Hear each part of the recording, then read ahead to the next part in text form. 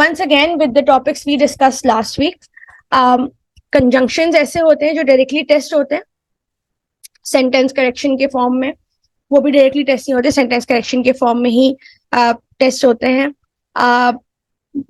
Same goes for grammar. You will not be tested कि ये tense कौन सा है और इसको इस टेंस में कन्वर्ट करें. This is not how IBA test you, but this is one of the building blocks of your entire syllabus. If you do not know correct tenses, then आपकी राइटिंग में भी प्रॉब्लम होता है, आपकी reading में भी problem होता है. It creates a lot of nuisance. So once with the topics we discussed last week, parts of speech, these are things that you have done before. So with grammar it is the same concepts that you have studied class 3 से लेके अभी तक, but it is important for you to remember these concepts. This is not something that you are required to कि आप याद करेंगे और आप इस पे टेस्ट होंगे. This is a conceptual thing that you should no.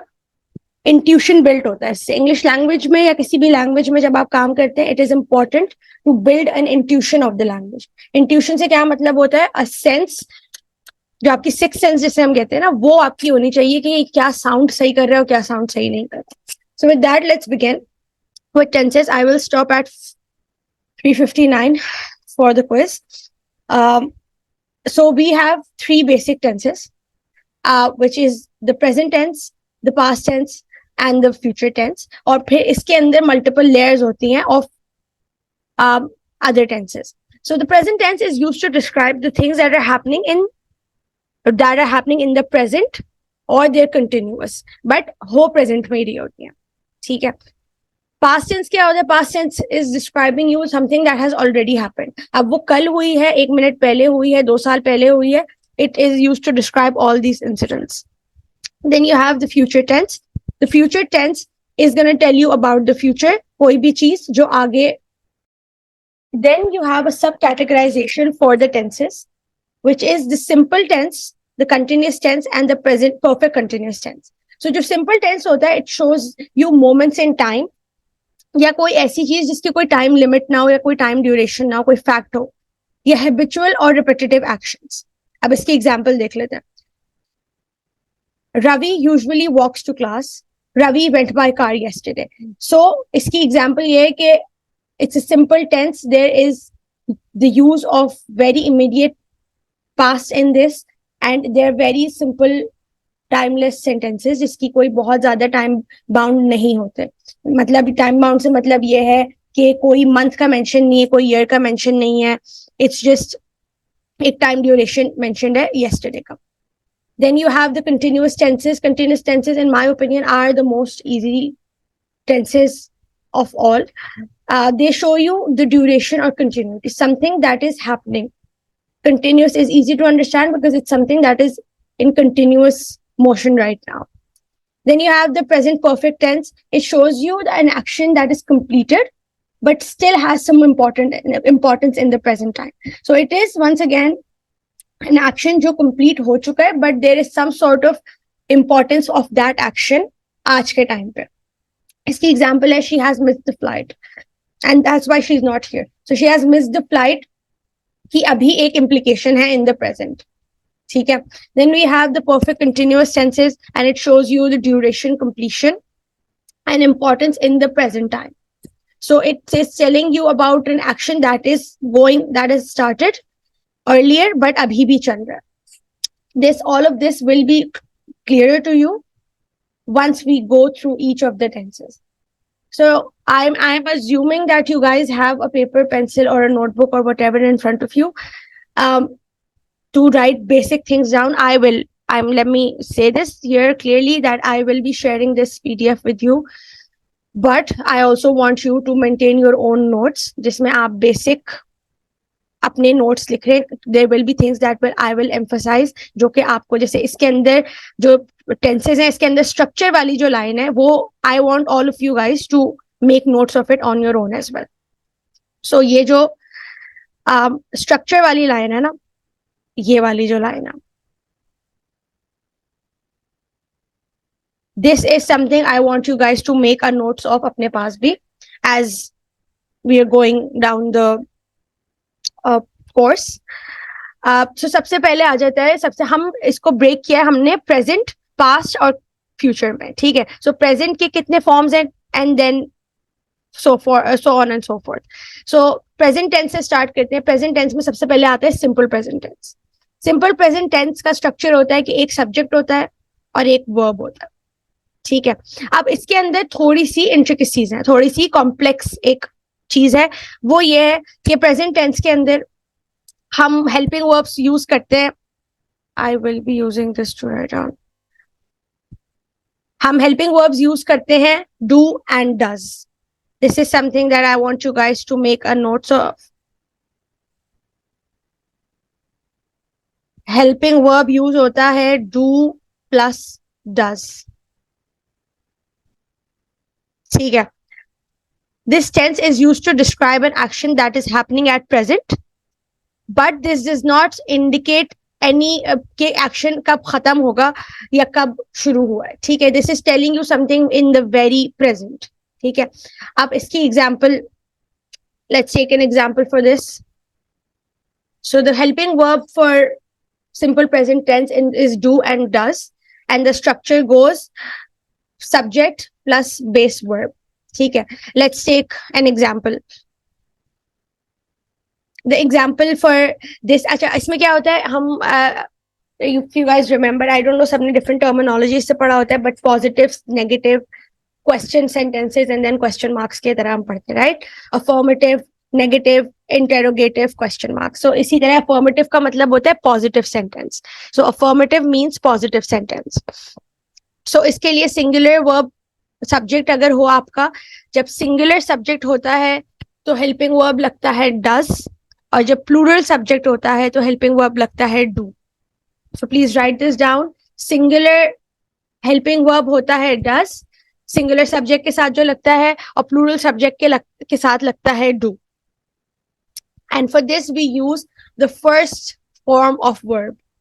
सो जो बेसिक सिंपल फॉर्म होती है, burn, red, read, see, look, these हम यूज करते हैं in the simple present tense. अब सिंपल प्रेजेंट टेंस में एक इंट्रिकेसी होती है, वो क्या होती है कि जब आप हेल्पिंग वर्ब यूज करते हैं,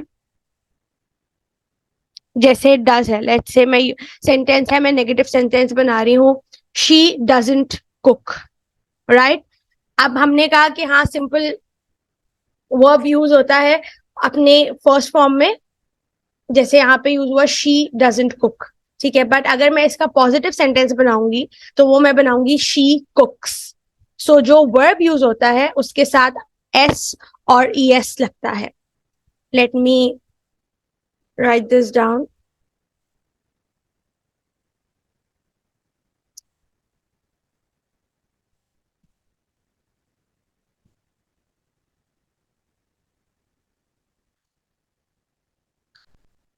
Helping verb are do for plural and does for singular. Please excuse my writing. Verb use होता है first form for singular, आप एस और ई एस लगाते हैं उसके आगे, ठीक है। बट आप एस और ई एस, आप एस और ई एस नहीं लगाते जब हेल्पिंग वर्ब, जब डज आ रहा हो सेंटेंस में, ठीक है। I want you guys to in the chat box let me know if this is clear. This is one of the most important things जिसमें सबसे ज्यादा मिस्टेक्स होती हैं, ठीक है। हेल्पिंग वर्ब है do plus does. Do plural के लिए है, डज सिंगुलर के लिए है। वर्ब की फर्स्ट फॉर्म लगती है सिंगुलर के साथ, जब सिंगुलर सब्जेक्ट होता है तो एस और ई एस वर्ब के साथ लग जाता है, लेकिन एस और ई एस नहीं लगता। एक तो प्लूरल में तो लगता ही नहीं, एस और ई एस का प्लूरल से कोई ताल्लुक नहीं है।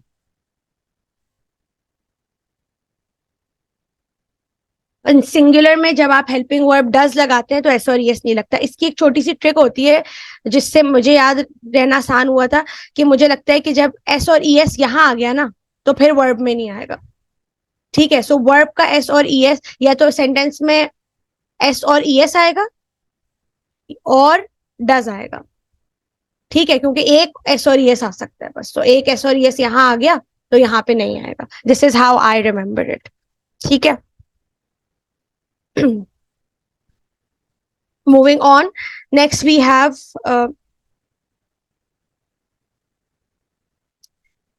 अब इसके अंदर कुछ वर्ड्स होते हैं जो कि आप कैच फ्रेज कह सकते हैं, आप कैच वर्ड्स कह सकते हैं to know. Okay, so I am gonna take a break. You guys can go on your Google Classroom.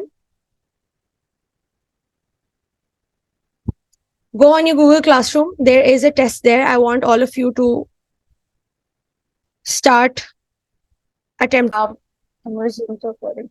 Okay. So for simple present tense, you have the structure, which is the subject plus first form of verb. S और es singular के साथ use होता है, और does जब आता है किसी भी सेंटेंस में, डज जब भी आता है तो वर्ब वापस अपनी फॉर्म में चला जाता है। जस्ट टेक इट एज, ऐसे समझो कि वर्ब ने डज का जो एस और ईएस है ना, इनका ईएस जो है वर्ब ने वो ले लिया है for a moment, and the moment does come back into the sentence, the word does come back into the sentence, the verb goes to his original form. So let's take an example. The example is के let's say she doesn't like to cook. ठीक है, and the moment I bring I take does out of the sentence and make it a simple positive sentence, is that she likes to cook. So s आ जाएगा verb के साथ जब does नहीं लगा हुआ होगा. Is that clear? We have a few examples. Let's go through those. Let me just I am closing the responses now.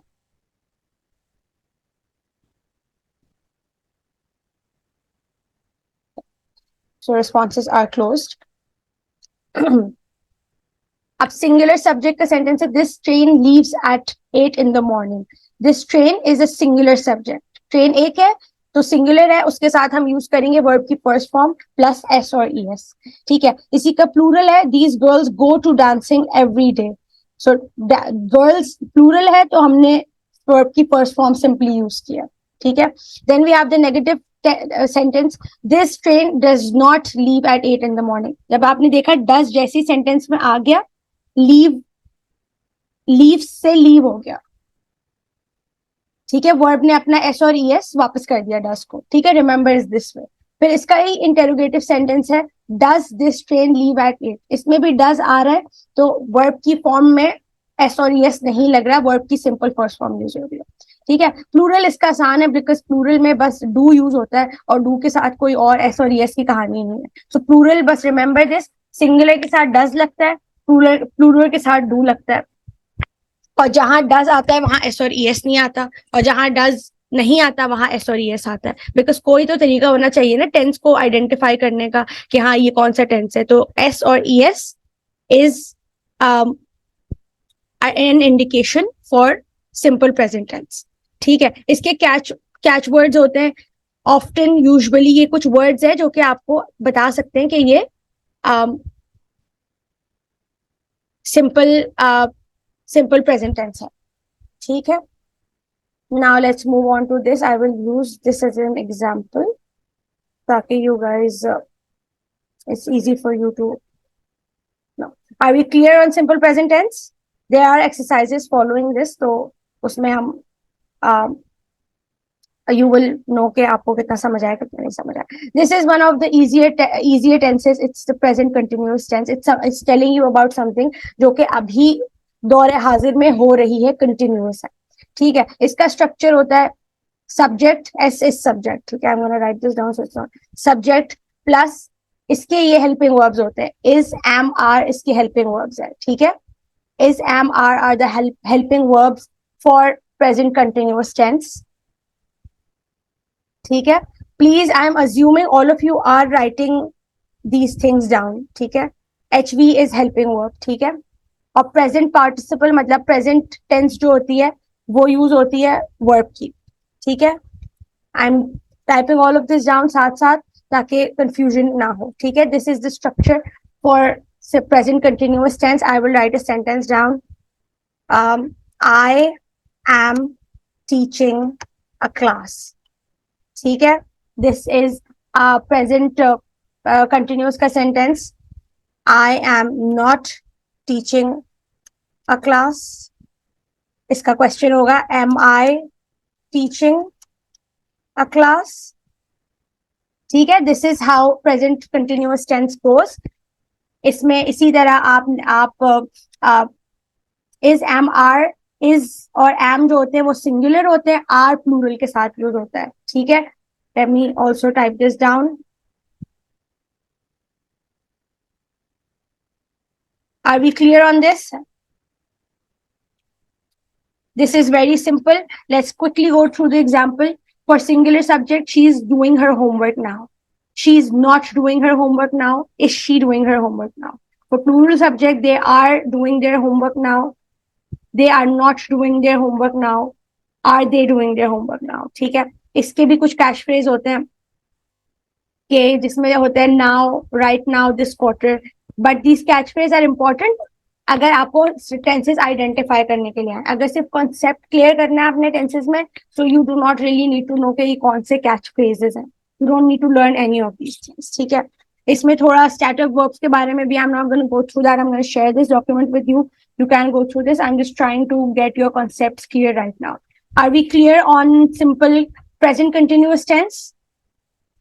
I need answers on the chat box quickly. Are we clear on the last two tenses we did?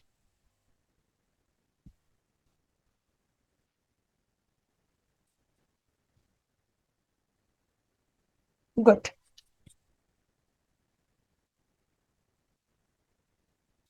ठीक है, now we come to present perfect tense. तो हम present tenses में ही है. हमने सबसे पहले किया सिंपल प्रेजेंट टेंस, हमने किया प्रेजेंट कंटिन्यूअस टेंस, अब हम कर रहे हैं प्रेजेंट परफेक्ट टेंस. ठीक है, प्रेजेंट परफेक्ट टेंस का स्ट्रक्चर होता है subject plus have and has.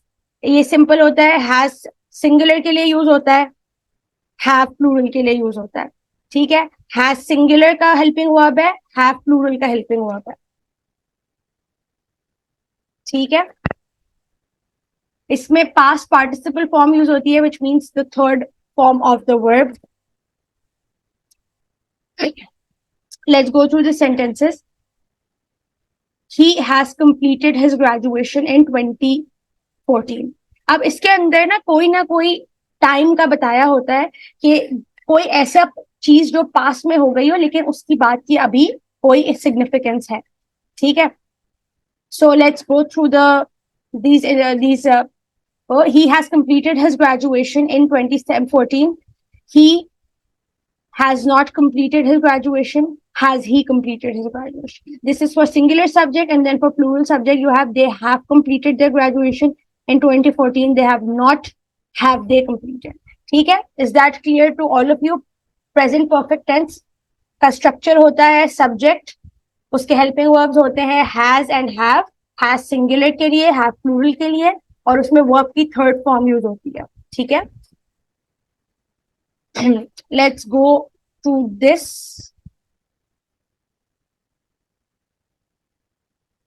Now we move on to the perfect continuous tense. ये किसी ऐसे काम की बात हो रही होती है जो कि अभी भी हो रहा है, जो स्टार्ट हुआ पास्ट में लेकिन अभी कंटिन्यूअस है. ठीक है, such as the name suggest कि present perfect continuous tense. Perfect continuous का मतलब ऐसा काम जो पास्ट में स्टार्ट हो गया है और अभी भी कंटिन्यू हो रहा है. इसका स्ट्रक्चर होता है subject plus has and have. इसमें एडिशन होता है बीन का सॉरी इसमें एडिशन होता है बीन का. ठीक है, और पास्ट पार्टिसिपल यूज होता है. पास्ट पार्टिसिपल होता है थर्ड फॉर्म ऑफ वर्ब. ठीक है, और ऑब्जेक्ट यूज होता है. इफ यू सी कि ये ऊपर वाले की तरह सेम है, इसकी तरह सेम है, परफेक्ट की तरह सेम है, बट इसमें कंटिन्यूअस है तो कंटिन्यूअस के लिए बीन ऐड हो जाता है. ठीक है, इसके सेंटेंसेस सिंपल होते हैं. I am gonna write a sentence down. Can someone give me quickly an example of the present perfect continuous tense? इसकी कोई मुझे एग्जांपल दे सकता है स्ट्रक्चर के साथ? इस स्ट्रक्चर के साथ make a sentence please. I have been learning since all day.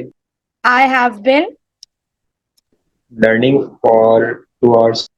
for 2 hours. अब thank you for using for. जब भी हम टाइम की ड्यूरेशन बता रहे होते हैं ना कि कितने घंटे हुए, तो हम फॉर यूज करते हैं. लेकिन जब हम बता रहे होते हैं कब से पढ़ रहे हैं, तो हम सिंस यूज करते हैं. तो अगर इस सेंटेंस को, ये दिस इज अ ग्रामर का रूल, प्लीज रिमेंबर दिस. अगर मैं लिखती I have been learning since 2 PM, जो जब मैं बता रही हूँ कब से मैं पढ़ रही हूँ, तो मैं सिंस लगाऊंगी, और मैंने कितना पढ़ा है तो मैं फॉर लगाऊंगी. ठीक है, थैंक यू. नाउ इसका someone come and please negative, इस सेंटेंस को नेगेटिव में कन्वर्ट करें मेरे लिए आके जल्दी से, quickly. I have been learning for 2 hours का negative.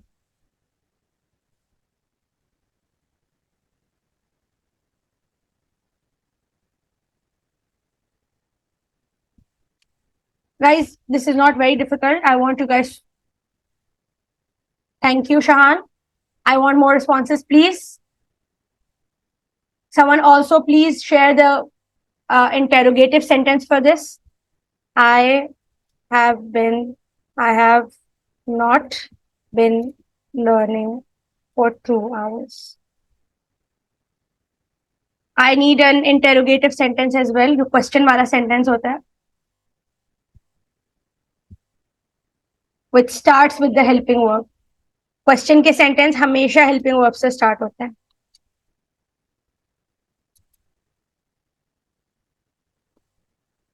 And ends with a question mark. Manav, Yasir, Manav, it ends with a question mark. Please remember that. Yes. Thank you, guys. Now we're clear on that. Just a small recap. These are 5 sentences. Quickly solve them. Answer का structure होगा. I'm going to write the structure of the answer down for those who are attending for the first. एक ही message के अंदर मुझे पांचों के answers चाहिए. ठीक है, quickly, you have a minute to do this. ऐसे आंसर चाहिए एक ही मैसेज के अंदर. ठीक है, इसी तरीके से. डू नॉट सेंड अलग अलग से please.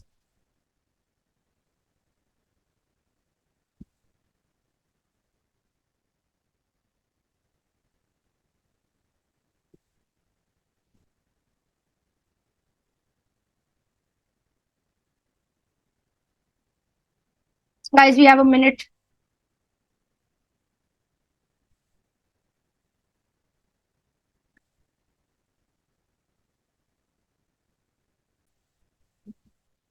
Yes. And guys, if I stop, अगर किसी को दिख रहा हो कि मैं रिकॉर्ड नहीं कर रही, please remind me, because it sometimes slips my mind to record the lectures.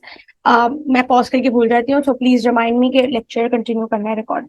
Okay, so verb की second form and object. Let me make a sentence for this. अब मैं सेंटेंस साथ साथ बना रही हूँ. I want you guys to also make this sentence as we are going. ठीक है, इसका हम पहले है, सॉरी, इसके हेल्पिंग वर्ब कर लेते हैं. इसका हेल्पिंग वर्ब होता है डिड. ठीक है, now I want you all to make 3 sentences साथ साथ मेरे.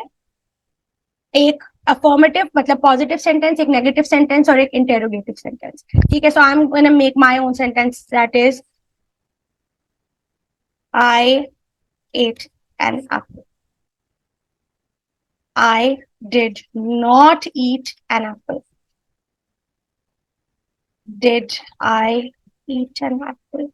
अब इसके अंदर क्या एक रूल होता है वेरी इंपॉर्टेंट, कि जब डिड आते हैं सेंटेंस में, जब डिड आते हैं सेंटेंस में,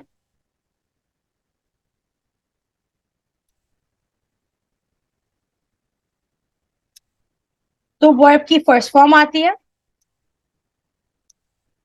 और जब डिड नहीं आता,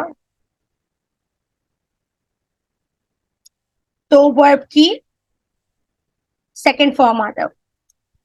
ठीक है, let's see in this sentence कि जब मैं सिंपल पास्ट टेंस मुझे बताना था, तो मैंने simple second form of verb use किया, आई ate an Apple.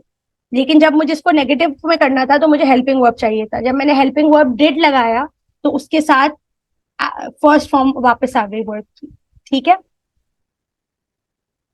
Same goes for interrogative sentence. कि वर्ब जैसे ही मैंने हेल्पिंग वर्ब डिड लगाया, मेरा वर्ब वापस अपनी फर्स्ट फॉर्म में शिफ्ट हो गया. सो डिड तब लगता है जब सिंपल पास्ट में. Yes, thank you Ahmed. I want responses quickly. This is a very, very important thing to remember. I cannot write I did not eat an apple. This is incorrect. ठीक है, this is an incorrect sentence.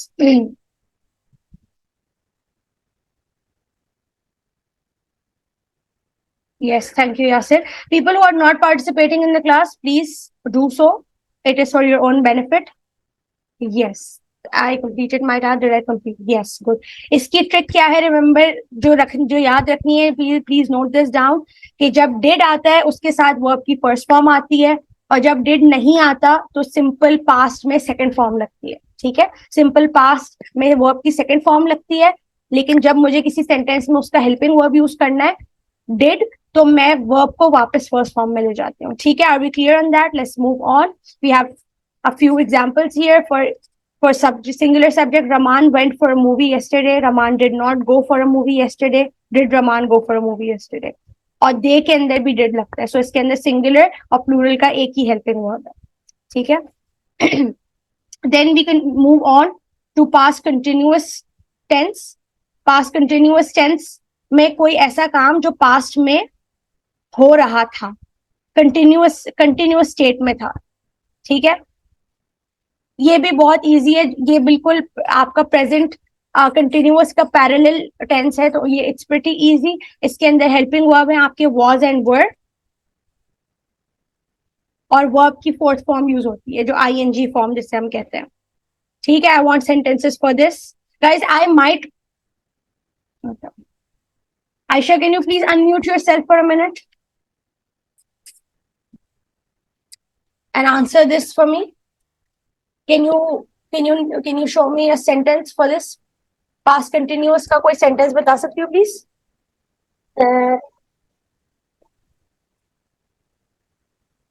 Helping verb है was were, और ING form लगेगी verb की.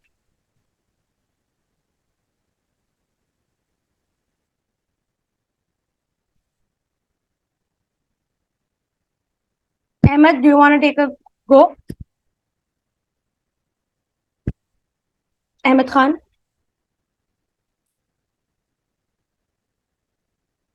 Okay, thank you. Ahmed, I want your response either in the chat box or. So she was doing her homework.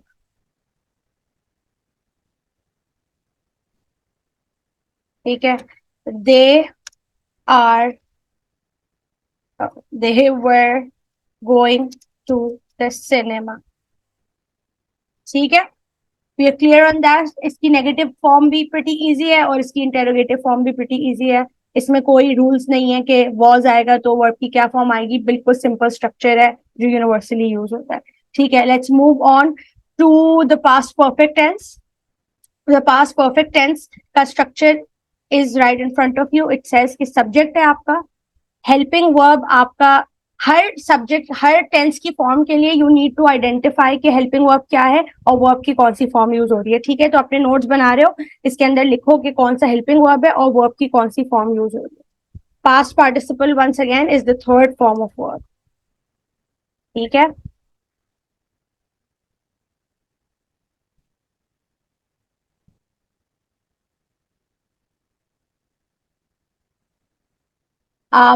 Let's go for sentences for this. इसके अंदर हमने यहाँ पे sentence है he read this book. He had not read this book. Had he read this book? So had use होता है दोनों के लिए, सिंगुलर के लिए भी प्लूरल के लिए भी. So this is pretty easy to remember. इसमें कोई रूल्स नहीं है, कुछ नहीं है. I need someone to go ahead and give me an example of this quickly.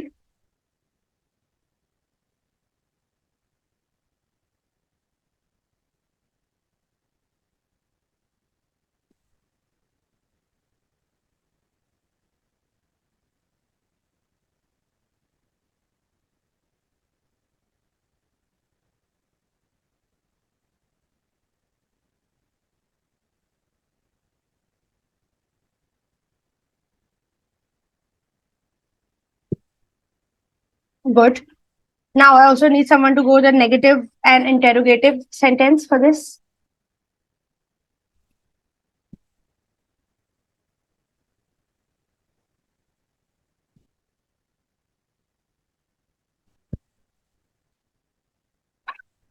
They had built a bridge. Had they built a bridge? Okay. Let's move ahead with past continuous tense. So past continuous tense के अंदर structure आपका helping verb होता है. Yes, what's clear?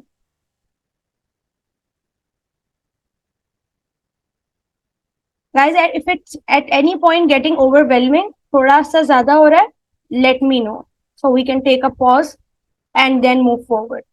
Okay, these are things that are extremely important for you to solve your English exam properly. This is very important. You will not be directly tested on this, but these are very important concepts. Okay.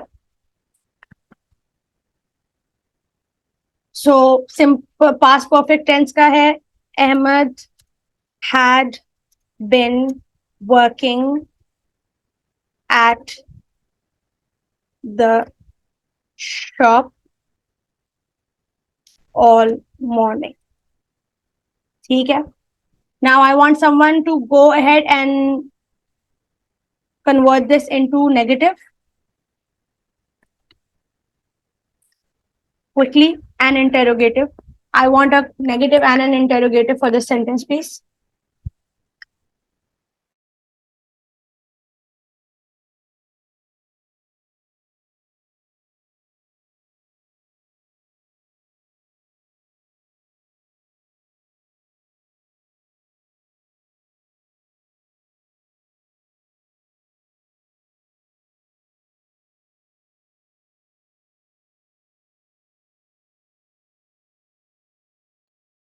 Shahan, please send your sentence again. Helping verb कौन सा है? Helping verb सिर्फ has है या had सिर्फ had है या had been पूरा helping verb है? Please remember that. Yes. Good. Good. So we are clear on that. इसमें singular plural की कोई differentiation नहीं है. इसके अंदर since और for use होता है. इस tense के अंदर since और for आपको नजर आएगा use होता हुआ. Then we have a recap for this. Please come on your chat boxes and solve these 5 sentences for me quickly. You have till 4:40 to solve these and send me your answers in one singular message.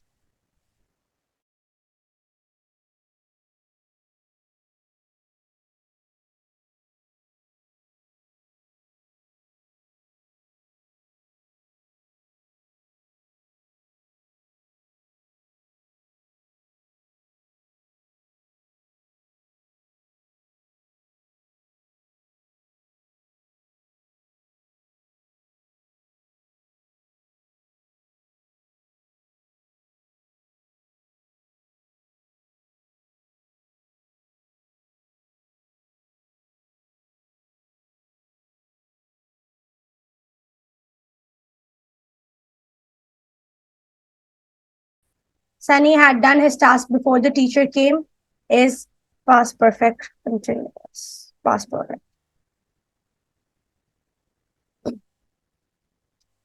इसके बाद ये भी एक exercise है छोटी सी. I want one of you guys to unmute yourself. Deepa, can you unmute yourself, please?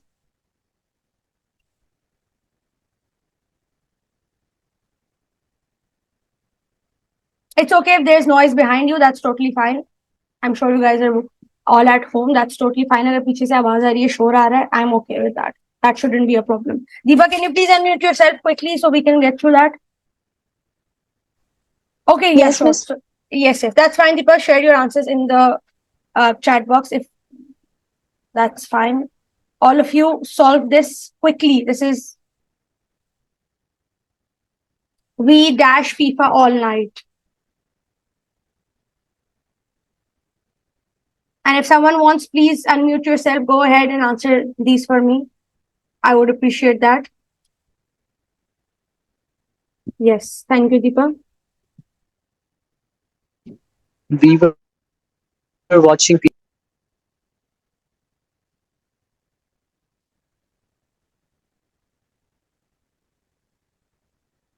Yes, someone was trying to speak. Please go ahead.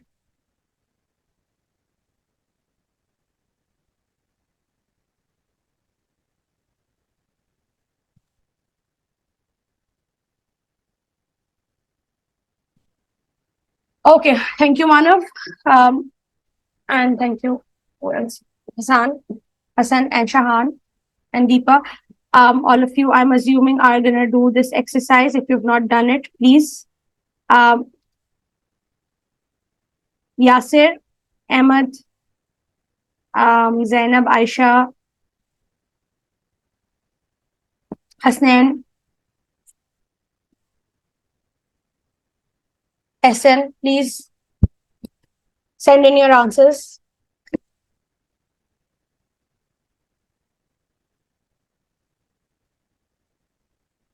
So we can move on to the future tense quickly, please.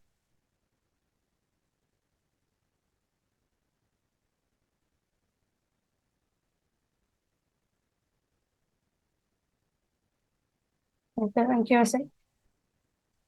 Okay, so let's move on while you guys are sharing your answers. Now we are going to move on to the last bit, which is the future tense. ठीक है, this is the future tense. Future tense तब use होता है जब हम किसी भी चीज की फ्यूचर में बात करते हैं जो अभी नहीं हुई है. ठीक है, so future tense simply starts with simple future tense. सारे टेंसेस सिंपल के उससे स्टार्ट होते हैं. So you have the structure में the subject plus will and shall, which are the helping verbs for this. And you have base verb, हम कहते हैं first form of verb.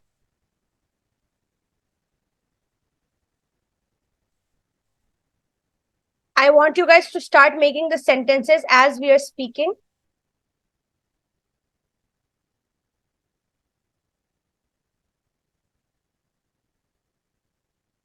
I want someone to share a sentence with me for simple future tense. It's very simple. Future tense is the simplest of it all. I think the past थोड़ा सा tricky होता है, but future is the easiest of these all. Yasir, can you please unmute yourself and share a sentence for this?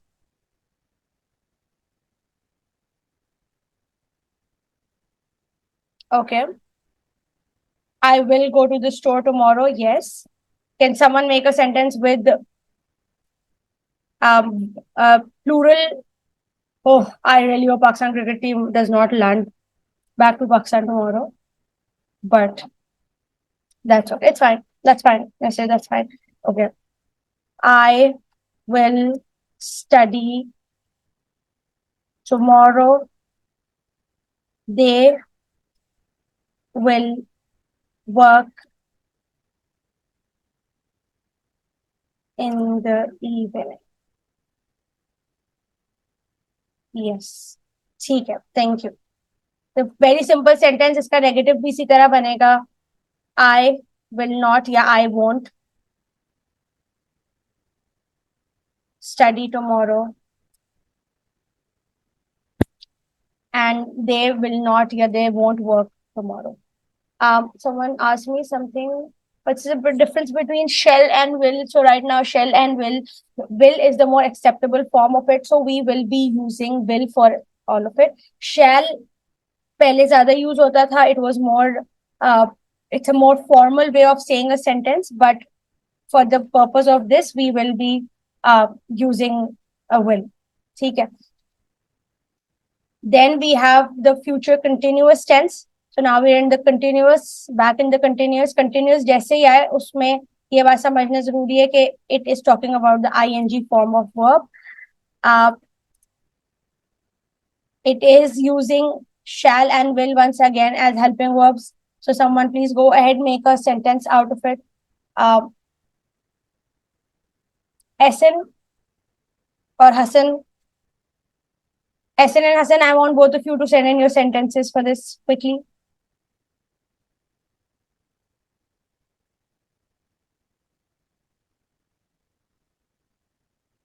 This tense, tells you कि कोई ऐसा task जो कि future में continue होगा. She will be going on a trip next week, let's say. as in she will be going on a trip next week. We need a timeline for these things. ठीक है, हमें इसके लिए timeline चाहिए होती है. She will not be going.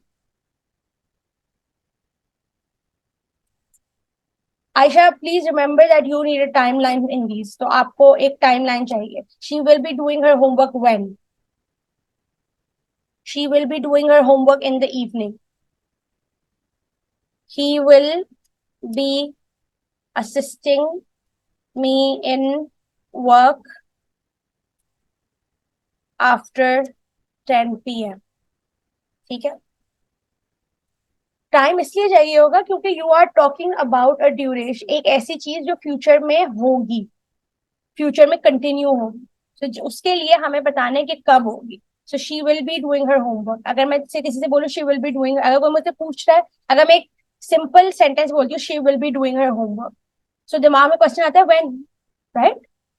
So you complete this thought with कि she will be doing her homework in the evening या she will be doing her homework after lunch, ऐसे, ताकि एक थॉट कंप्लीट हो जाए पूरा. अगर कोई मुझसे पूछे when she will be doing, when will she be doing her homework, और मैं बोलूँ she will be doing her homework in the evening, so that gives you a complete thought. ठीक है, अब इसके अंदर सिंगुलर प्लूरल दोनों के लिए हम will ही यूज करते हैं. ठीक है, now let's move on to the future perfect tense. The future perfect tense says कि आपका स्ट्रक्चर होना चाहिए कि subject plus will, shall and have. Will, shall and have, will मतलब विल हैव और शैल हैव इसका हेल्पिंग वर्ब होता है. ठीक है, विल प्लस शैल इसका हेल्पिंग वर्ब होता है. Let me put this in curly bracket so it's easy. Future perfect tense is used to express an action जो कि प्रिडिक्ट होता है कि किसी फ्यूचर में किसी टाइम पे कंप्लीट होगा. ठीक है, this tense is used to express an action that is predicted to be finished within a span of time in the future. ठीक है, let's see an example of this. मैं structure को देख के एग्जाम्पल सिर्फ बनाती हूँ. ठीक है, सो आई विल से सारा will have finished her work by 9 p.m. ठीक है, I want you guys to make a sentence for this.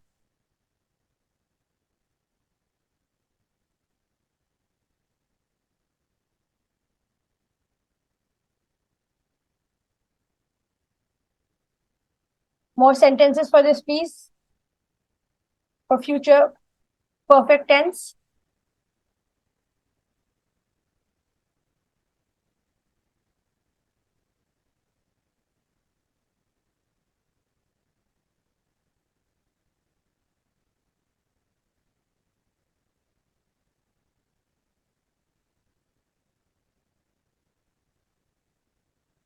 Guys,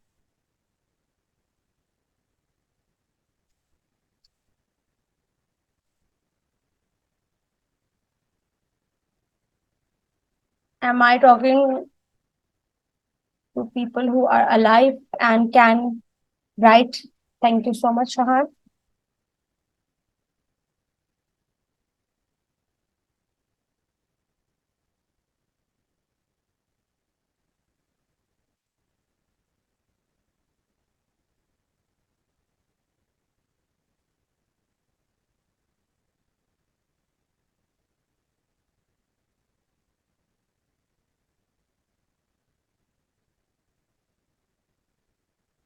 Okay, let's move on through the examples. She will have gone by the time you reach her home. She will not have gone. Will she have gone? ठीक है, ये इस तरह से singular के लिए use होता है, प्लूरल के लिए she will have gone by the time, या यहाँ पे they होगा, sorry, it's mistake here. They will have gone by the time you reach their home. They will have gone. They will not have gone. Will they have gone? ठीक है, Hassan, can you please unmute yourself?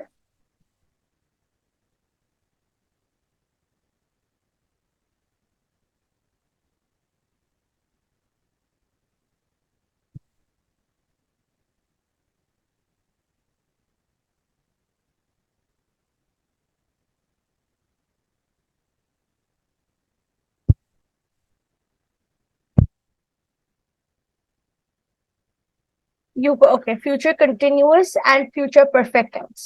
Okay, future continuous tense के अंदर सबसे पहले ये important है to remember कि verb, helping verb क्या है और वर्ब की कौन सी फॉर्म। वर्ब की कंटिन्यूअस है तो सारी वर्ब की दोनों सॉरी दोनों फ्यूचर है तो हेल्पिंग वर्ब सेम होगा, विल एंड शैल। फिर फर्क किस में आ जाता है, वर्ब की फॉर्म में। सो फ्यूचर कंटिन्यूअस में हमारे पास आता है simple ING form. She will be going on a trip next week, वो जाएगी ट्रिप पे नेक्स्ट वीक, ठीक है। And for future perfect tense you have the past participle का वर्ब का form which is the third form of verb, ठीक है। तो ये फर्क है दोनों में कि एक में कंटिन्यूअस आईएनजी फॉर्म यूज हो रही है, एक में थर्ड फॉर्म यूज हो रही है। पास्ट परफेक्ट, वो जो परफेक्ट टेंस होता है वो आपको ये बताता है कब कोई काम खत्म होगा। So Sara will have finished her homework by 9, ये आपको बता रहे कोई काम फ्यूचर में कब फिनिश होगा, ठीक है, या कब उसकी स्पैन बता रहे कि कितने टाइम तक वो काम चलेगा, ठीक है। और कंटिन्यूअस आपको बता रहे हैं कि ये फ्यूचर में कब हो रहा होगा। Is that clear Hasnain? Let's move on to the future perfect continuous tense, which is the last one. Then we'll have a 5-minute break to decompress from all of this before moving on to the next thing. So future perfect continuous tense, इसका structure है, इसका helping future है, तो ये बात याद रखो कि हेल्पिंग वर्ब तो आपका विल और शैल ही होगा, ठीक है।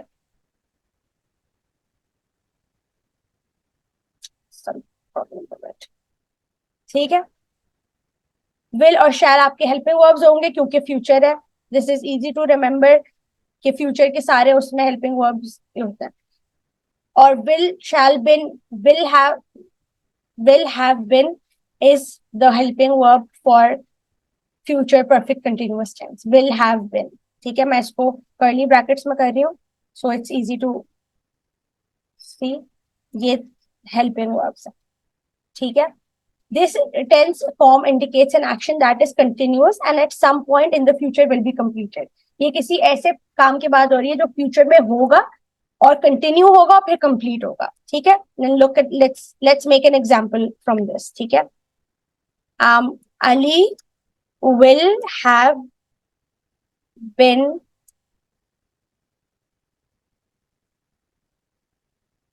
eating lunch by the time we reach home.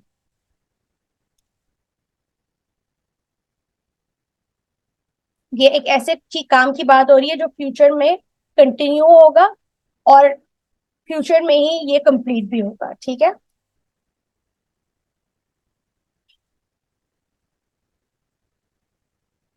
Let's look at the example, ठीक है। Riya will have been studying English for 2 hours by the time we arrive. अब इसके अंदर ना हम बाय द टाइम यूज करते हैं, ये जो है ना ये इंपॉर्टेंट है। बाय द टाइम और फॉर इसके अंदर यूज होता है, ठीक है। क्यों? ताकि हम ये बता सकें कि फ्यूचर में, फ्यूचर की बात हो रही है तो कब की बात हो रही है, ठीक है। प्लूरल का सेंटेंस देख लेते हैं। Students will have been playing cricket since morning at this time tomorrow, which is meaning to say कि कल तक स्टूडेंट्स इस टाइम तक क्रिकेट खेल रहे होंगे, ठीक है। अगर आप उर्दू में इसको देखना चाहें, so it is a work that will start in the, which will continue in the future and be completed in the future, ठीक है। Are we clear on this? I know this is a lot to remember.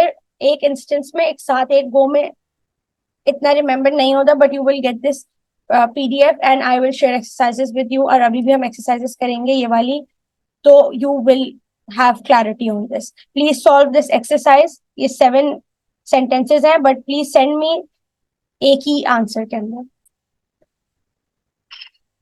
कि do not get confuse between the present continuous tense and past perfect continuous, ठीक है। to indicate an action which started in the past has gone on till present and is still continuing, एक ऐसा action जो past में start हुआ और present में continue हो रहा है, उसके लिए present perfect continuous tense use होता है।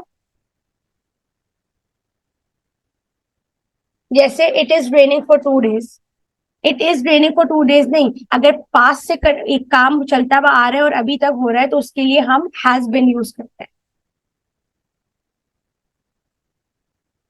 यस यस, हाँ हाँ, मैं सब कुछ शेयर करूंगी. हाँ, I will share the PDF that I'm working on right now. I will share that. It has been raining for 2 days. क्यों? क्योंकि पास्ट में काम शुरू हुआ और अभी तक कंटिन्यू हो रहा है. The baby is sleeping for 3 hours now.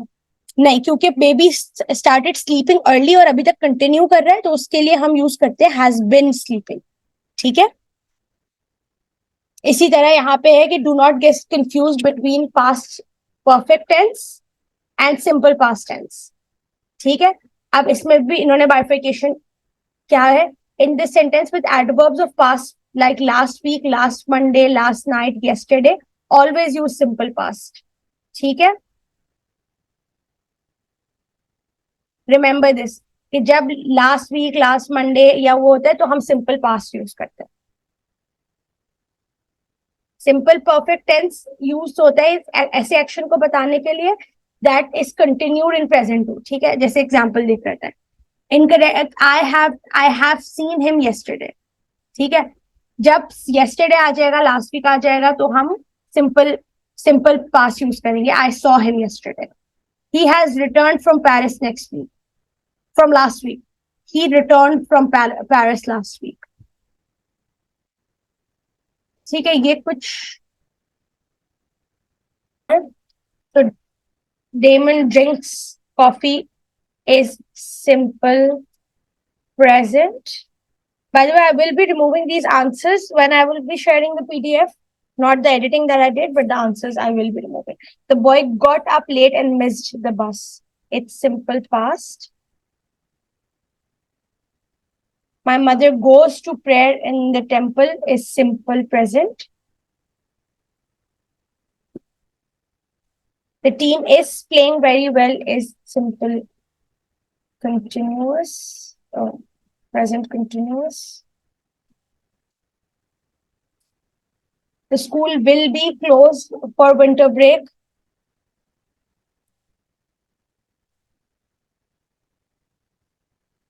Present.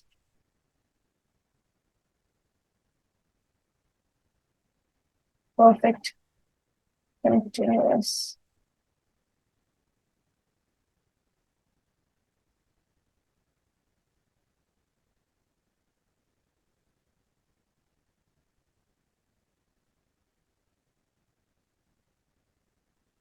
Simple and indefinite are interchangeable. So indefinite tense होता है और simple tense, it's the same thing.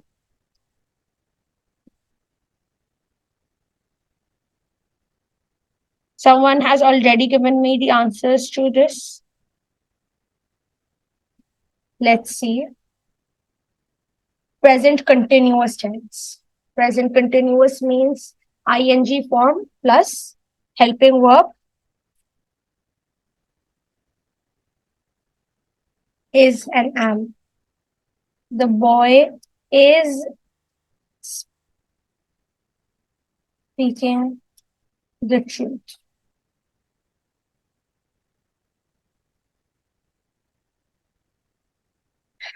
Then we have Manav, can we have you do the next second sentence, please?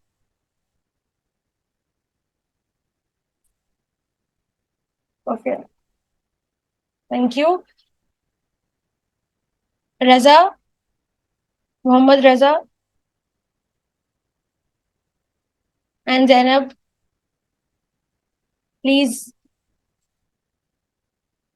tell me this second one, sorry.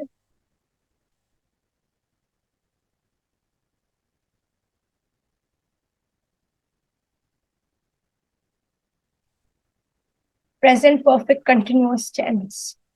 So मेरे दिमाग में सबसे पहले इसको देख के कंटिन्यूअस को देख के आता है आईएनजी फॉर्म. ठीक है.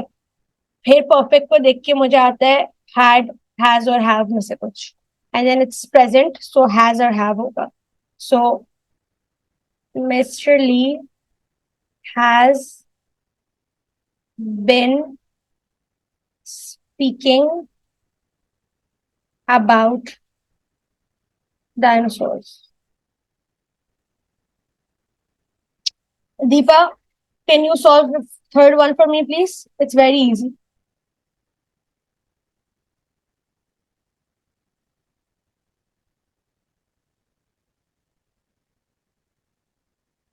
Good job, Zainab. Boat sails. Yes, the boat sails. Acha, good. That's fine. But if I think about this, the boat sails. This see, अगर ऊपर हमारे पास टाइम फ्रेम नहीं है तो एक सेंटेंस थोड़ा इनकम्प्लीट सा साउंड करता है. द बोट सेल्स थोड़ा सा इनकम्प्लीट थॉट लग रहा है. It's not an incomplete, it's a incomplete thought, but that doesn't mean it's completely wrong. It's right, but it just sounds a little incomplete. So Amy went to school yesterday. Amy will go to school. Okay. Let's say I will convert it into tomorrow. I'll go to school tomorrow. And I might add now here to show के ये अभी की बात हो रही है. The baby cried for hours.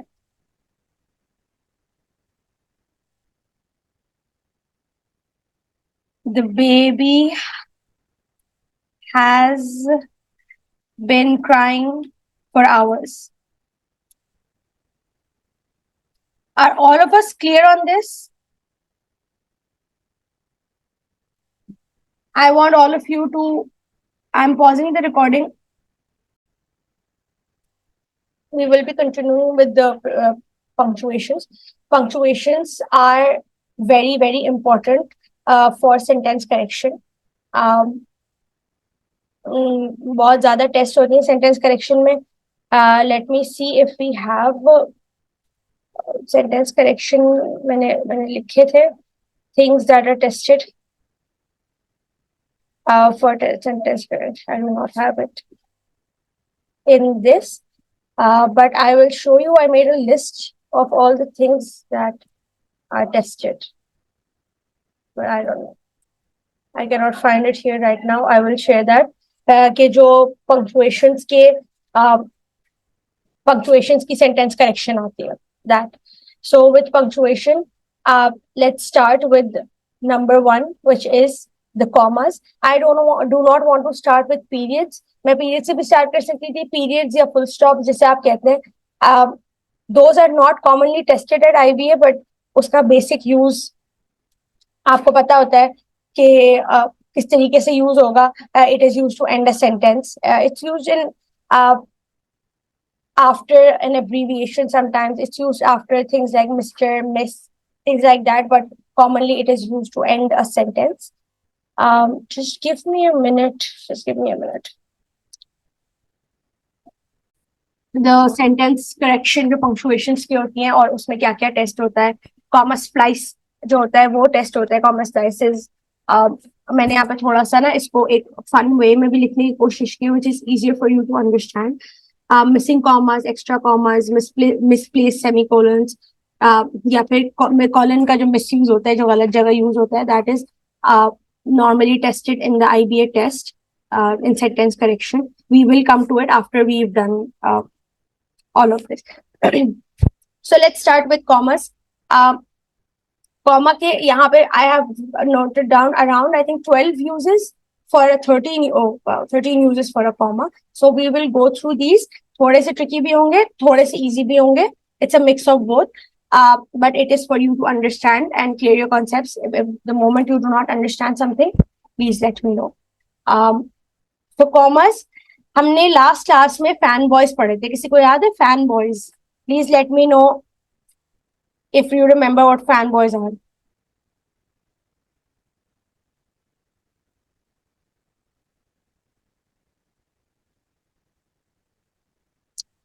Okay, Zainab, can you tell me what fan boys were? Not really prepositions. Okay, that's fine. हमने पढ़े थे coordinating conjunctions. Coordinating conjunctions, which you should know because आप सबको recording share हो गई थी, so you should have gone through that before coming to the class. But that's okay. You guys are consenting adults who are responsible for your own learning. So yeah, so वो है for and nor, but, और yet and so. तो हम इसको fan voice कहते हैं। It's okay, हम इसको फैन वॉइस कहते हैं। ठीक है, इनसे पहले हम कहते हैं कि कॉमा लगाते हैं। That is how the rule goes के फैन वॉइस जो कोऑर्डिनेटिंग कंजंक्शन होते हैं इससे पहले कॉमा आता है। ठीक है, सो we are gonna say that use a comma before a coordinating conjunction that links two independent clauses. ठीक है, दो इंडिपेंडेंट क्लॉजेस को ज्वाइन करेगा। इंडिपेंडेंट क्लॉजेस क्या होते हैं? आई रिकैप। इंडिपेंडेंट क्लॉजेस होते हैं एक ऐसा क्लॉज जो कि ऑन इट्स ओन एक कंप्लीट सेंटेंस हो। इंडिपेंडेंट का क्या मतलब होता है? वो चीज जिसको किसी और चीज की जरूरत नहीं हो। सो आई वेंट रनिंग एक इंडिपेंडेंट क्लॉज है, अपना पूरा एक सेंटेंस है। आई सॉ अ डक पूरा एक सेंटेंस है, कंप्लीट थॉट है, तो ये इंडिपेंडेंट सेंटेंस है। Yes, good Zainab. सो हम जब इन दो इंडिपेंडेंट क्लॉजेस को ज्वाइन करते हैं तो फिर हम कॉमा का यूज करते हैं।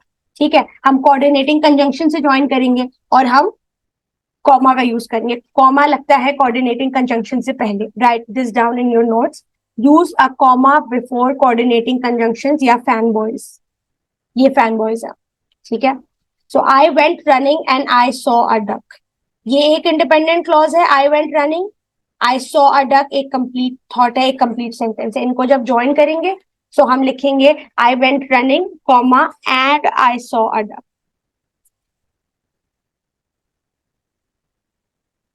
और अगर हम सेकंड वाले सेंटेंस में से यहाँ पे लिखा है आई को एलिमिनेट कर देंगे, आई हटा देंगे या सब्जेक्ट हटा देंगे, वो क्या बन जाएगा? अगर मैं लेट्स से सब्जेक्ट हटा देती हूँ, आई went running saw a duck.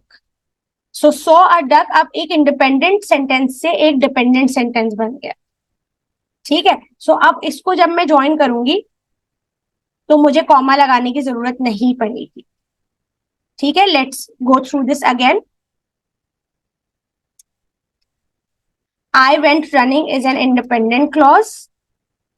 Saw a duck is a dependent clause. I saw a duck is an independent clause. इसका मतलब क्या है कि ये on its own एक complete sentence है।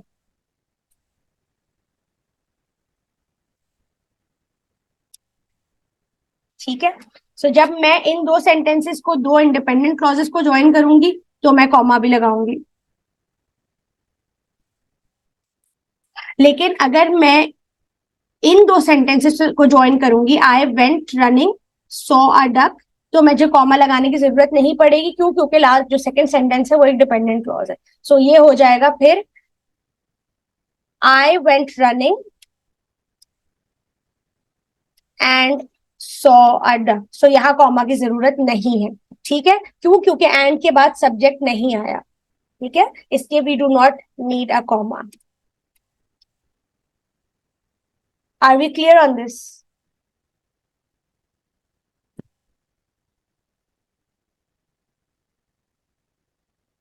We are not clear on this Raza? Okay, let me go through this again.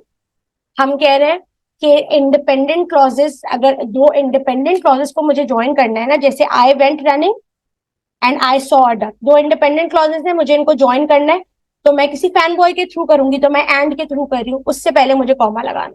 ठीक है, I went running comma and I saw a duck. ठीक है, बट अगर मेरा एक इसमें से क्लॉज डिपेंडेंट क्लॉज है तो मुझे इसको ज्वाइन करने के लिए जब मैं ज्वाइन करूंगी तो मुझे कॉमा लगाने की जरूरत नहीं पड़ेगी। आई went running and saw a duck.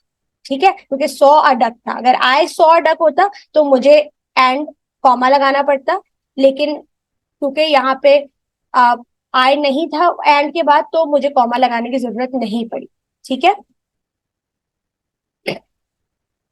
the second one is use a comma after a dependent clause that starts with a sentence. So dependent clause क्या होता है? वो clause जो on its own incomplete होता है। dependent मतलब वो किसी और चीज पे depend करता है। ठीक है, so dependent clause को जब हम यूज करेंगे, हम एक कॉमा एक डिपेंडेंट क्लॉज के बाद, जब हम एक सेंटेंस से जुमला स्टार्ट, जब हम एक सेंटेंस से थॉट स्टार्ट करेंगे। Let's see the example for this. When I went running I saw a duck. When I went running I saw a duck. When I went running एक dependent clause है। क्यों? क्योंकि इसको किसी और चीज की जरूरत है आगे to complete it. When I went running on its own एक इनकम्प्लीट सी बात है ना, व्हेन आई वेंट रनिंग। इसको देख के साउंड कर रहा है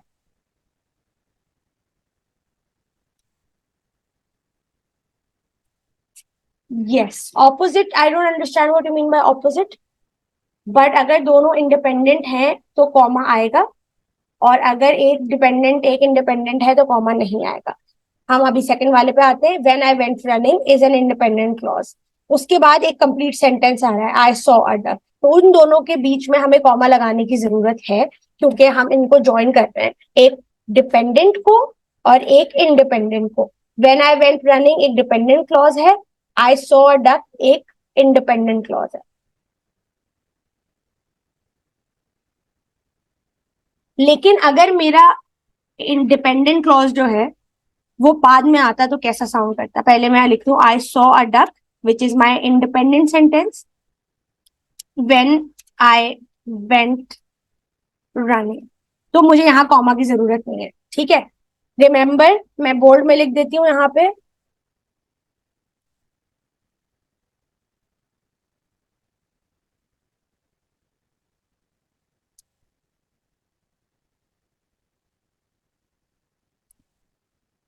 right this down in your notes.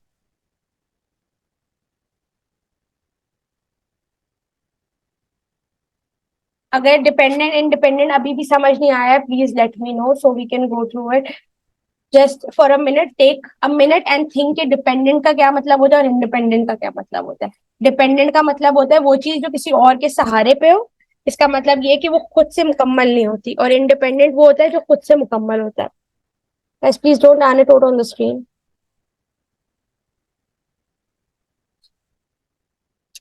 Then we have, um, let's say another example for this. मैं इसके एक और एग्जाम्पल बनाती हूँ, ठीक है। If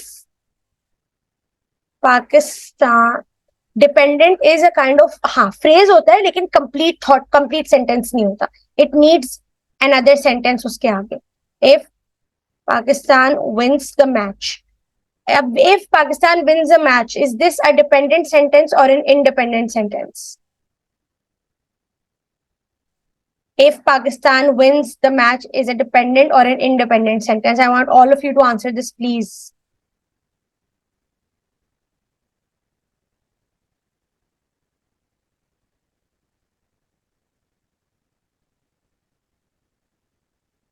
It's a dependent sentence, ठीक है। अब मुझे इसके आगे यूज करना है I will, I will dance of joy. I will dance, ठीक है। If Pakistan wins the match, दो इंडिपेंडेंट सेंटेंसेस जब भी हम ज्वाइन करते हैं ना, तो उसके लिए हमें फैन बॉय लगाना पड़ता है, उसके बीच में कॉमा आएगा, यस आएगा। जैसे यहाँ पे है I went running I saw a duck, दो इंडिपेंडेंट सेंटेंसेस हैं, उनको जब ज्वाइन किया एक कोऑर्डिनेटिंग कंजंक्शन या फैन बॉय के थ्रू, जो ये फैन बॉयज हैं उसके से पहले हमने कॉमा लगाया, ठीक है। फैन बॉयज से पहले कॉमा आएगा, ठीक है। आई विल डांस, लेकिन अगर यही सेंटेंस में शुरू करती आई विल डांस से, so I will dance if, example नजर नहीं आ रही, if Pakistan wins the match, तो यहां मुझे कॉमा लगाने की जरूरत नहीं पड़ी, ठीक है। Look at these two sentences and see के किसमें हमें कॉमा लगाने की जरूरत पड़ी, किसमें नहीं पड़ी। जब सेंटेंस डिपेंडेंट क्लॉज से स्टार्ट हुआ तो कॉमा लगाया, जब सेंटेंस डिपेंडेंट क्लॉज से स्टार्ट नहीं हुआ तो कॉमा नहीं लगाया।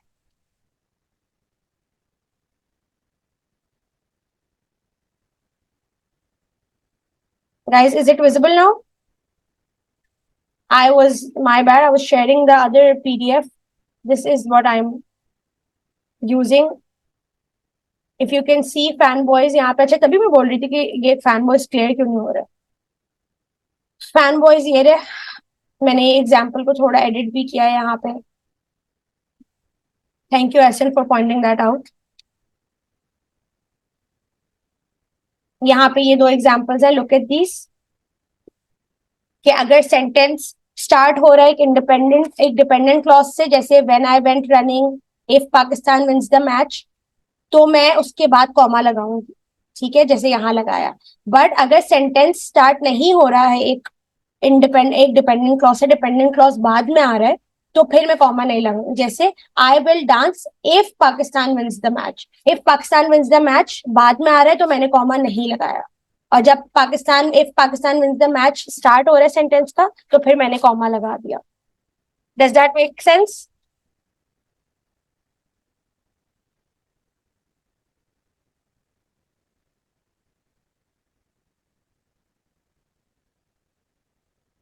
Okay. Then we have the third one, which is use commas to offset appositives from. अच्छा, appositives क्या होता है? Appositives एक fancy word है for the word modifiers. ठीक है, modifiers या appositives वो words या वो phrases होते हैं जो कि किसी भी इस सेंटेंस में एक थोड़ी एक्स्ट्रा इंफॉर्मेशन दे रहे होते हैं। ठीक है, वो एक्स्ट्रा इंफॉर्मेशन अक्सर जरूरी नहीं होती सेंटेंस के लिए, और मैं बताती हूँ कहाँ वो जरूरी भी होती है। सो इसकी की होती है टू सी के आप, someone let me clear that once I'm out after this, I'll get to this once I'm done with this. So while running I saw a mallard, a kind of duck. ठीक है, ये sentence है। अब इसके अंदर a kind of mallard जो है, ये is providing more information about mallard, कि अगर मैं इसको सेंटेंस से हटा भी देती हूँ तो सेंटेंस ऑन इट्स ओन बिल्कुल ठीक है। ठीक है, while running I saw a mallard, ठीक है। a kind of duck इसके बारे में एक्स्ट्रा इंफॉर्मेशन दे रहा है, तो ये मॉडिफायर है या अपोजिटिव है। ठीक है, अपोजिटिव किसी भी सेंटेंस में एक्स्ट्रा इंफॉर्मेशन देता है किसी चीज के बारे में। उसकी की होती है देखने के लिए कि वो जरूरी है या नहीं जरूरी, कि अगर आप उसको सेंटेंस से हटा देंगे तो sentence on its own perfect sound करेगा, तो वो मॉडिफायर है। लेकिन अगर उसको हटाने के बाद सेंटेंस नहीं सही साउंड कर रहा, इनकम्प्लीट साउंड कर रहा है, तो वो मॉडिफायर नहीं है और उसमें कॉमा नहीं लगता।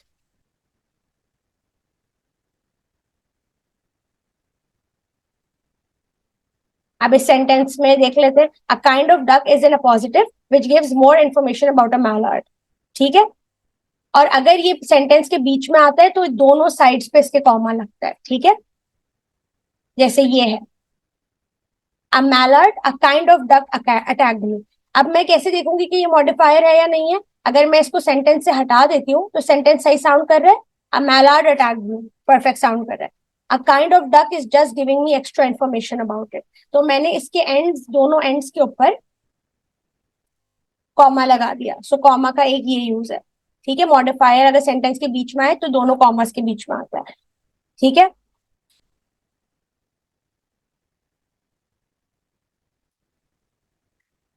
अब ये नहीं, इसमें हम पैरेंथेसिस या फिर ब्रैकेट्स नहीं यूज करते, क्योंकि ये ब्रैकेट ये हम पार्ट ऑफ द सेंटेंस ही होता है, इसमें हम ब्रैकेट नहीं यूज करते, इसमें हम कॉमर्स यूज करते हैं। अब ये एक एग्जांपल है which is going against what we just studied, which is a mallard, the kind of duck when I went running attacked me. अब यहाँ पे जो the kind of duck I saw when I was running, can we use dashes for modifiers? Yes, but in certain cases. Right now हम commerce कर रहे हैं कि commerce किस उसमें यूज होते हैं मॉडिफायर्स के लिए। एम डैश होता है, वो यूज होता है, बट उसकी एक सर्टेन कंडीशंस होती है। We will go through that later नीचे जाके। But I will not be discussing this one because ये example. So now we have understood इसकी छोटी सी वो है exercise है, do this to understand modifiers better, positives या modifier better. Modifiers are words or phrases that gives extra information about the sentence. ठीक है, let's do the 5 of these.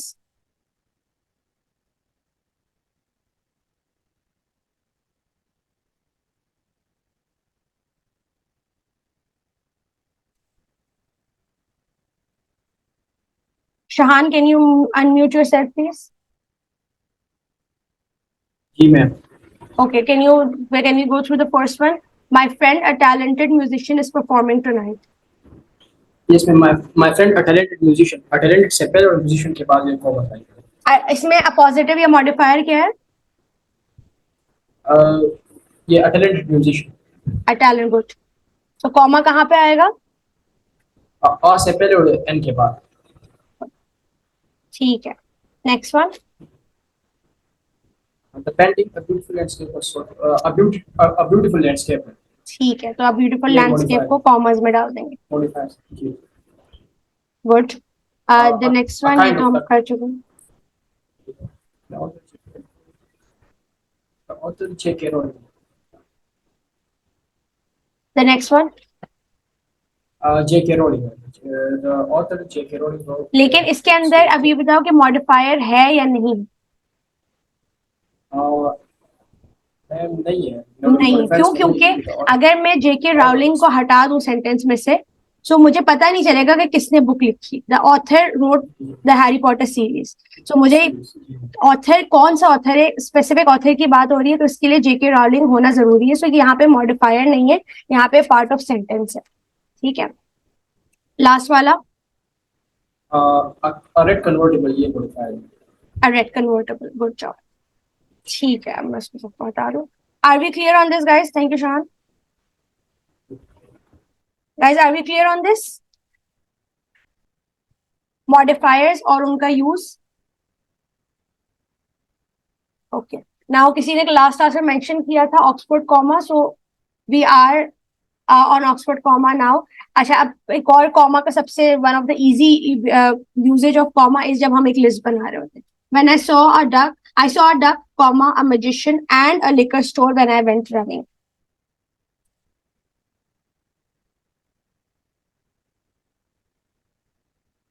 अब जो ये वाला कॉमा है ना, जो एंड से पहले लगता है एक लिस्ट में, इसको कहते हैं Oxford comma. A lot of people, let me highlight this. This is called an Oxford comma. Normally अगर हम जब लिखते हैं, हम जब जिस तरह हमने पाकिस्तान में पढ़ी है, हम लोग एंड से पहले कॉमा नहीं लगाते. अगर मैं बोलूं, अगर मुझे सेंटेंस लिखने को बोले, I went to the park. I went to the park, the mall and the cinema. I will not put a comma. हमने नहीं पढ़ा कॉमा लगाना. But Oxford comma is now commonly used and it is something जो कि हम इस test के लिए यूज करेंगे. So उसके लिए हम मॉल के बाद भी कॉमा लगाएंगे. ठीक है. There's a very interesting video on YouTube about the Oxford comma. I will please remind me someone to share that link with you. It's a very interesting video which will clear your concept on this. So list के लिए use होता है comma. ठीक है. ये एक simple use है comma का जो हमने जो हम बचपन से देखते आ रहे हैं. So it's the easier use of comma. Then you use a comma after an introductory adverb. Adverb क्या होते हैं? Adverbs होते हैं words that describe, store,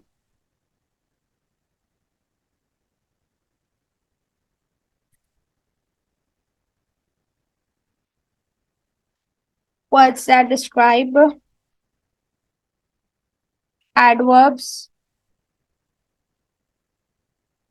verbs and adjectives. ठीक है. Finally, I went running. Unsurprisingly, I saw a duck. इसकी key to remember this है कि जब ly पे जो adverb end होते हैं ना, और जो कोई क्वेश्चन आंसर करते हैं how, अगर मैं बोल रही हूँ I went running, just मैं बोल रही हूँ I went running and someone asked how I went running, so I say finally I went running. So उस वर्ड के बाद जो how को आंसर कर रहा है कॉमा लगेगा. नॉर्मली ly पे एंड होता है तो इजी होता है आइडेंटिफाई करना कि इसके बाद कॉमा आएगा.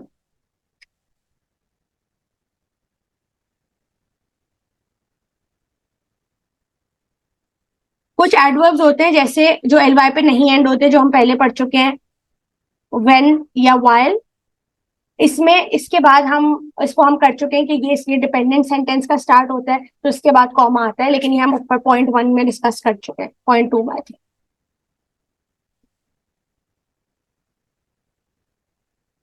अब यहाँ पे कुछ और कॉमन वो भी है. जब हाउएवर होगा सेंटेंस के स्टार्ट में तो कॉमा आएगा. On the other hand start होगा तो कॉमा आएगा. फर्दर मोर होगा तो कॉमा आएगा. सो सर्टेन ऑफ दीज वर्ड्स के बाद कॉमा आता है जब ये बिगिनिंग ऑफ द सेंटेंस में हो. कि यहाँ पे ये है कि these are in the beginning of the sentence. ठीक है. So let me get an example for this. Unwillingly, Ahmed wrote the letter. अब अगर मैं पूछूं how Ahmed wrote the letter, so आप बता सकते हैं unwillingly Ahmed wrote the letter. So unwillingly के बाद कॉमा आएगा. ठीक है, are we clear on this?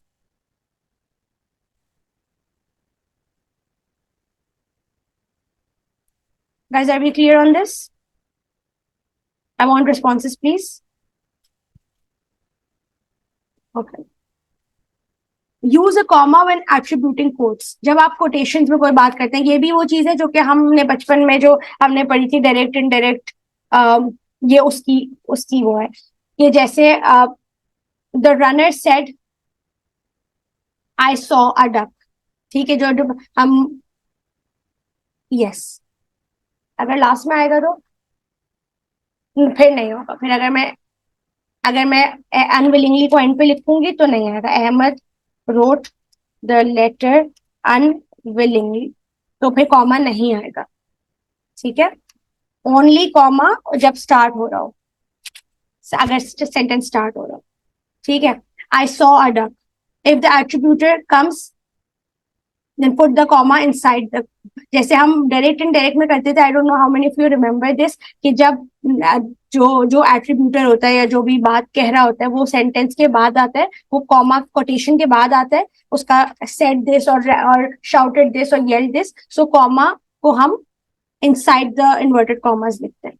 ठीक है, लेकिन अगर ये पहले आता है तो हम कॉमा को इन्वर्टेड कॉमास में नहीं लिखते. ठीक है, अगर एट्रीब्यूशन या जिसने कहा है वो पहले आता है तो कॉमा इन्वर्टेड कॉमा के अंदर नहीं होता.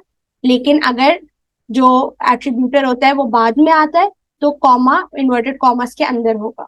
ठीक है, please remember this. The seventh use is for addresses.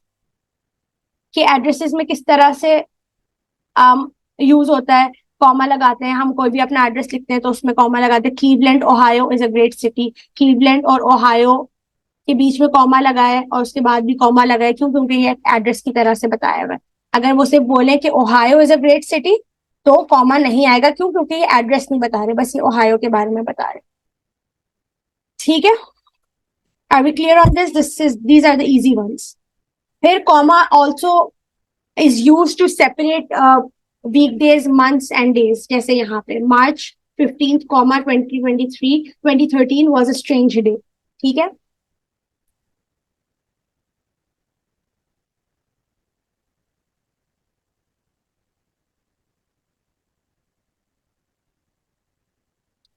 But अगर सिर्फ मंथ और हम ईयर बता रहे तो कॉमा की जरूरत नहीं. जहां वीक डे भी बताएंगे वहां कॉमा की जरूरत है. जहां हम मंथ और ईयर बताएंगे वहां कॉमा की जरूरत नहीं है. ठीक है, मैं हाईलाइट कर रही हूँ चीजें that are important. These are things जो कि नॉर्मली ये इतनी ज्यादा टेस्ट नहीं होती. जो ऊपर के पॉइंट नंबर 1, 2, 3, 4 है वो ज्यादा टेस्ट होते हैं. ठीक है, use a comma when the first word of the sentence is free standing yes और नो. जब हम येस और नो के सेंटेंसेस लिखते हैं तो हम उसके बाद येस या नो के बाद कॉमा लगाते हैं. दीज आर थिंग्स जो हम बचपन से लिखते आ रहे हैं. जब हम आंसर्स लिखते हैं और वो करते हैं तो हम इसी तरह स्ट्रक्चर करते हैं. तो रिमेंबर दोज थिंग्स जो हम करते आ रहे हैं बचपन से. दीज आर थिंग्स जो कि हमारे लिए इंट्यूटिव है. Then we have use a comma when directly addressing someone. जब आप किसी को एड्रेस कर रहे होते हैं, किसी का नाम ले रहे होते हैं, तो आप उसको कॉमास में लिखते हैं. इफ आई से Ali, can you pass me the बोल. जब मैं डायरेक्टली उसको एड्रेस कर रही हूँ अली को, तो मैं उसके नाम के आगे कॉमा लगाऊंगी. Is that clear guys?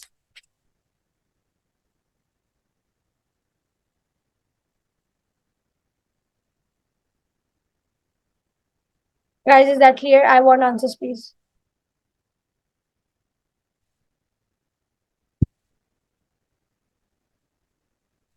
Okay.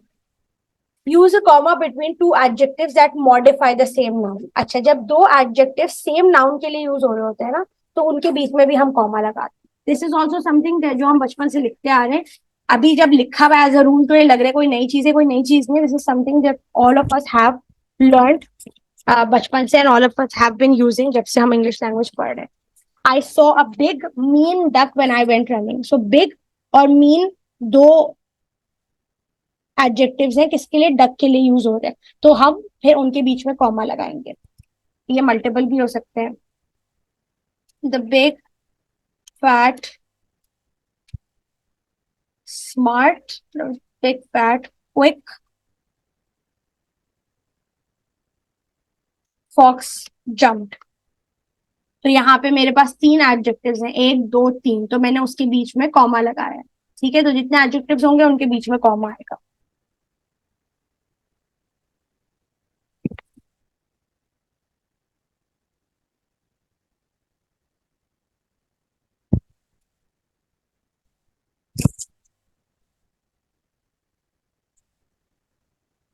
Okay, then we have rule number 12, which is use a comma to offset negation in a sentence. Negation कहते हैं किसी भी नेगेटिव चीज को.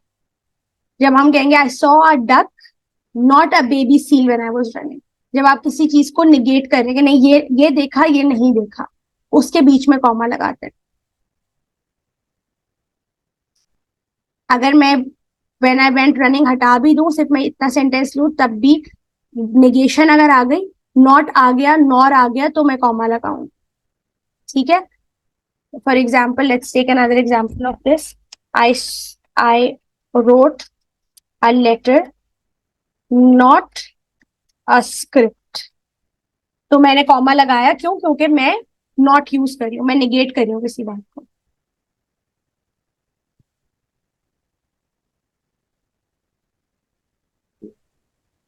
Also, यहाँ पे एक और उन्होंने बताया है, also use a comma when any distinct shift occurs in the sentence or thought process. अगर कोई अचानक से शिफ्ट आ जाता है सेंटेंस के अंदर, उसके बीच में भी कॉमा यूज होता है. The cloud looked like an animal, perhaps a baby seal. एक डिफरेंट थॉट उसके अंदर ऐड हो गया, about the same noun, but एक डिफरेंट और एक यूनिक सा वो ऐड हो गया सेंटेंस के अंदर थॉट, तो उसके बीच में भी कॉमा लगता है. देन कॉमास यूज होते हैं जो नंबर्स के बीच में होते हैं. This is not tested, this is just written here for the sake of it. ठीक है, now we have an exercise for this. I know commas are a bit tricky, you will have to go to the, मैं बता देती हूँ first के कितने वाले ज्यादा, कौन से ज्यादा इंपॉर्टेंट है. I will highlight those. 12 is important, 11 is important, and you don't have to obviously learn these rules or anything. आपको learn नहीं करने होते, but आपको you need to know these. ठीक है, और 5 और 4 सारे ऊपर के important है.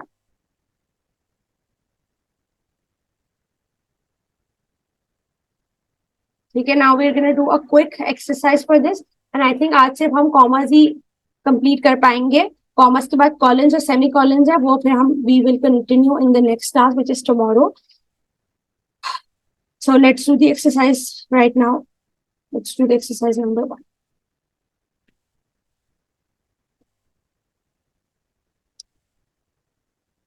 Please, can I have your attention for the last 10 minutes and do these exercises?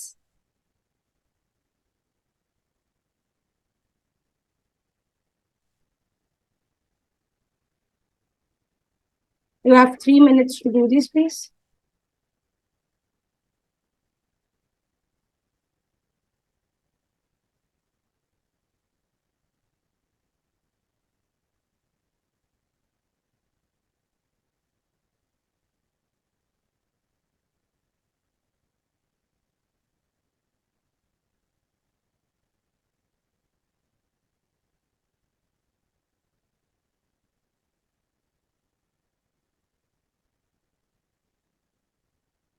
I hope all of you are attempting this.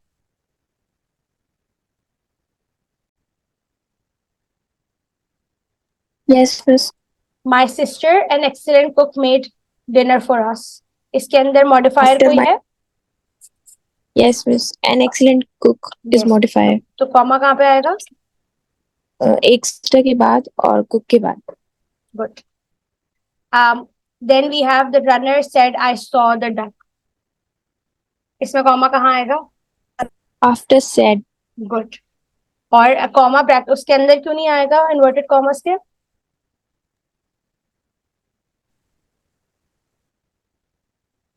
क्योंकि द रनर सेड उससे पहले है. अगर द रनर सेड इसके बाद होता जैसे यहाँ पे है तो कॉमा उसके अंदर आता, इन्वर्टेड कॉमर्स के. Thank you Deepa.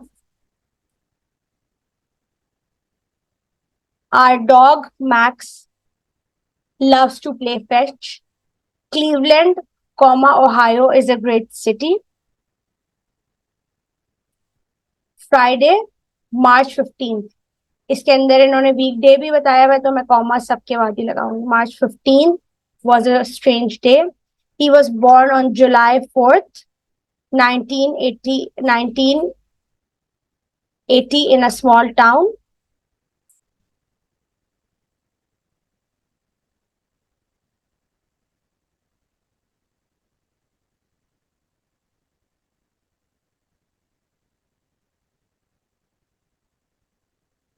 He drove a motorcycle. इसके बाद भी कॉमा आएगा. He drove a car, not a motorcycle. Negation आ रही है तो not से पहले कॉमा आएगा. Eventually they reached the top of the mountain. Eventually. Adverb आ रहा है ly वाला और तो उसके बाद कॉमा आएगा. I am telling you, Sarah, it's a bad idea. I am telling you, comma, Sarah, it's a bad idea. The kit includes scissors, comma, tape glue, and markers. Are we clear on this, guys? Do we have any questions?